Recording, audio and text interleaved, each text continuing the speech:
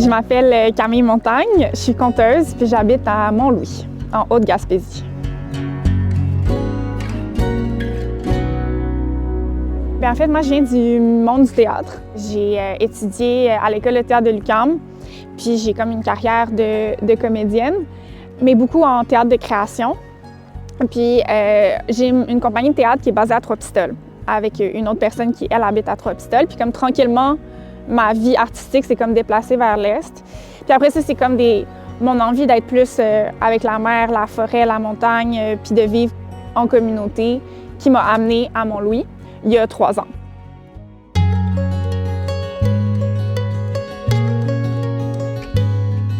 J'avais jamais vraiment touché au conte avant ça. Puis c'est en déménageant en Gaspésie que j'ai vu Fano Madix conter.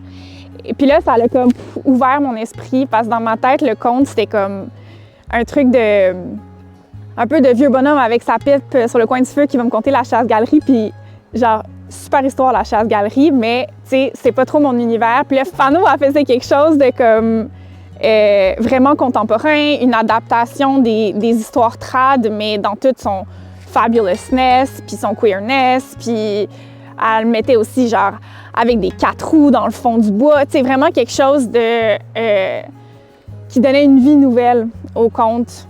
Puis là, j'étais comme ah, ça j'aimerais ça faire ça, je pense.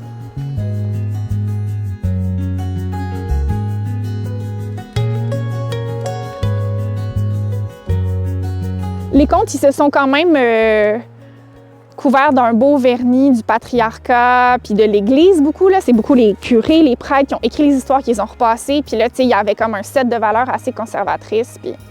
Mais si tu cherches, tu grattes un peu, puis t'as pas besoin de le faire beaucoup. Il y a vraiment, dans les histoires, il y a des figures de femmes fortes, puis pas juste fortes, mais où il y a des histoires qui parlent de violences faites aux femmes, mais qui sont des histoires de guérison. Puis il y a des figures de personnes queer un peu partout, tu sais. Il suffit juste de comme chercher pour ça, puis on les trouve. Puis moi, j'ai envie de porter des valeurs féministes, puis visibiliser des réalités queer, parce que c'est ça ma vie, puis on est beaucoup, puis c'est menacé en ce moment avec la montée de l'extrême droite. Les droits des femmes et des personnes queer sont mis en danger. Fait que je pense qu'aujourd'hui, plus que jamais, c'est comme important de porter ce genre d'imaginaire-là fièrement, puis faire un peu un contrepoids à la montée des discours de haine, puis de fermeture, puis de rejet de l'autre, de l'extrême droite, puis le faire avec des histoires, ouais.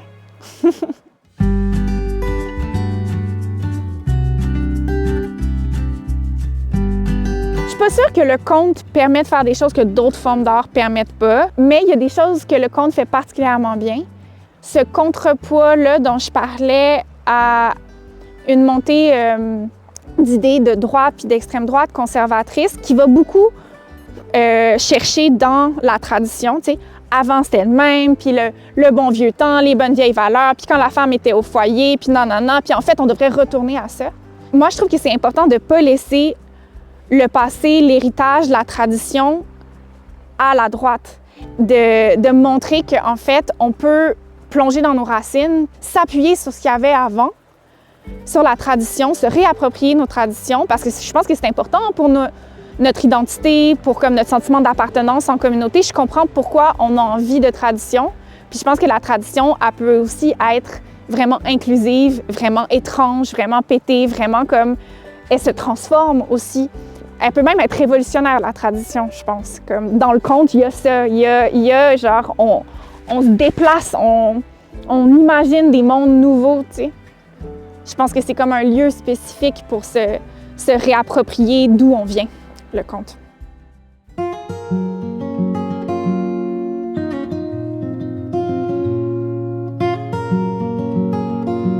Bien, je pense que le conte, il va toujours continuer à vivre autour des comptoirs de cuisine, dans des veillées, tout ça. T'sais, on va toujours se raconter des histoires de manière comme intime, informelle, en communauté.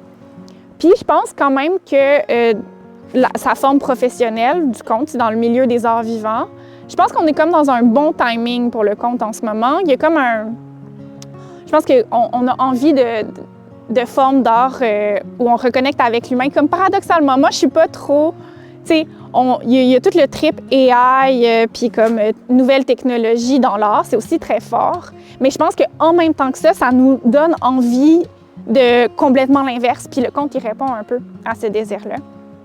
Dans un monde un peu d'hégémonie des technologies, là, puis de comme on est bien plugué sur nos celles, puis sur nos écrans, puis tout ça, on crave du contact humain. On aime ça, se voir, se parler, puis le conte, c'est ça. C'est deux personnes qui se parlent. C'est super simple. C'est comme la première forme d'art, tu sais. On fait un feu, on se raconte des histoires. Il y a quelque chose de comme fondamental, je pense. Puis dans cette simplicité-là, cette accessibilité-là, il y a quelque chose de vraiment comme réconfortant, puis qui nous ramène à... Je sais pas, qui nous ramène à notre humanité, que d'être une personne sans artifice, qui vous raconte une histoire, puis un échange réel, tu sais. Il y a quelque chose de... Il y a une familiarité, puis une douceur, puis une simplicité dans le conte, que là, ça, je pense qu'il y a très peu d'autres formes d'art que ça. Puis tout le monde peut raconter des histoires. Fait que tu vois la personne te raconter une histoire, t'es comme, moi aussi, je peux la raconter. Il y a cette simplicité-là aussi dans le chant. Mais des fois, on a l'impression qu'on peut pas chanter, tu sais. mais se raconter des histoires, ça, tout le monde peut le faire. Puis ultimement, ça fait du bien, se raconter des histoires.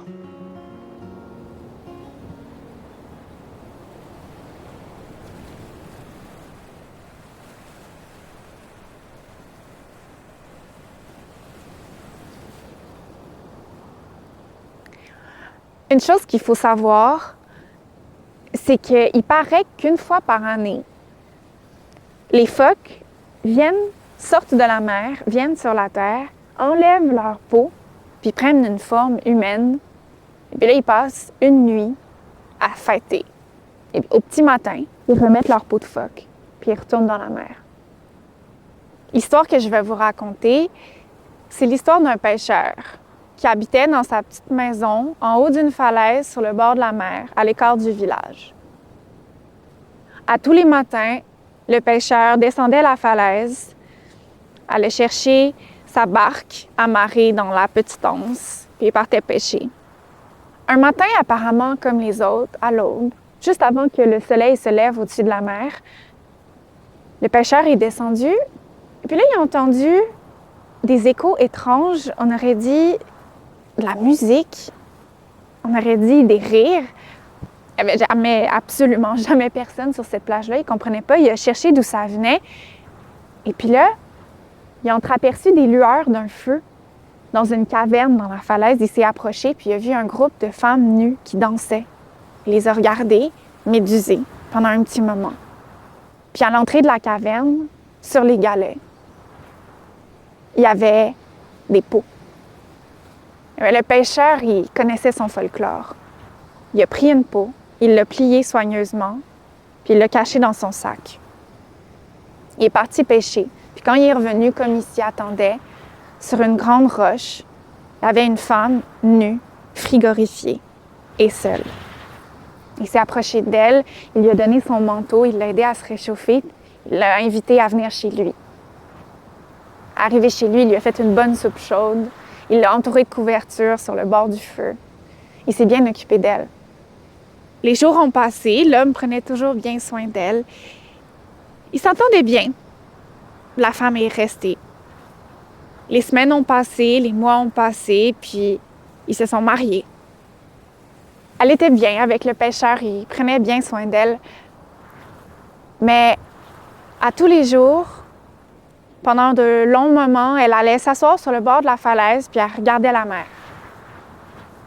À tous les jours, elle descendait la falaise puis elle allait se baigner dans la mer très longtemps, beaucoup plus longtemps que naturel.